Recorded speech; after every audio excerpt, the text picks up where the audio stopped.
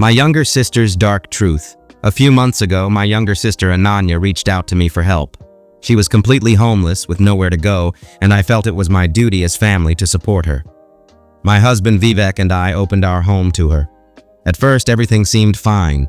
She would constantly tell me I was her lifesaver. She even helped around the house, and it felt like she was genuinely trying to get her life back on track. But slowly, her behavior began to change. At first, I thought it was just my imagination. However, her actions soon became more apparent. Whenever she was around Vivek, she would behave differently.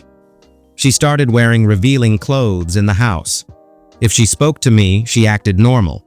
But as soon as Vivek was near, she would act shy or try to grab his attention in odd ways. One day, while I was at work, she decided to bring Vivek tea. She intentionally spilled it and bent down to clean it in a suggestive manner. That day, Vivek called me and told me everything. I was furious and decided to confront her that night.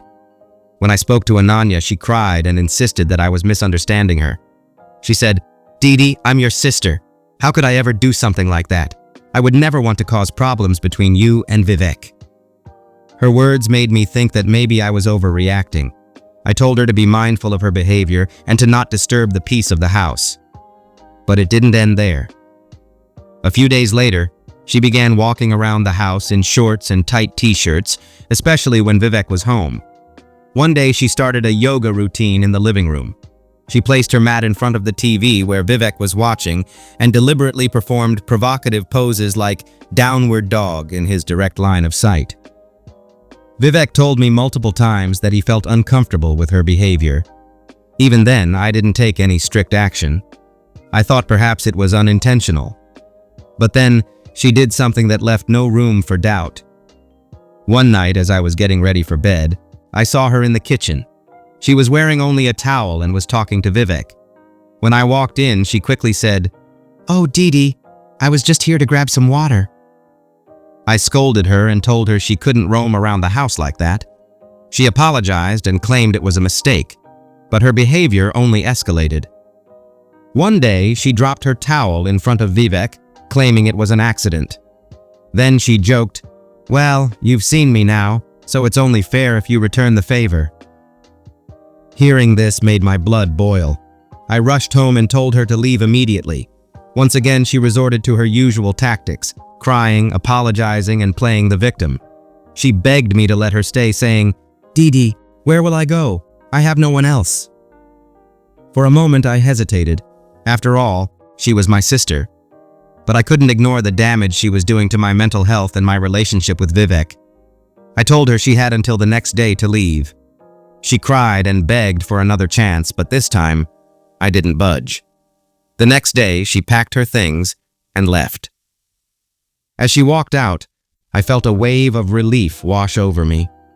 For the first time in months, my home felt peaceful again. But it didn't end there. 2 weeks later, Ananya called me from a private number. She said she was living in a shelter and hadn't eaten in days. She apologized and begged me for another chance, claiming she had changed. She said, "Didi, please, I promise things will be different this time." But I knew better than to trust her again. When I refused, she got angry. She yelled, "You've always had everything handed to you. Your life is so easy while mine has been nothing but struggle. Mom and Dad always favored you because you were better in school and you always had the perfect boyfriends. And now look at me. I have no home, no car, no food, nothing. How can you be so selfish?" I stayed silent for a moment and then told her to never call me again. Before she could say more, I hung up the phone and blocked her number. This experience taught me a hard lesson. Sometimes, even family can be toxic, and you have to set boundaries for your own well-being.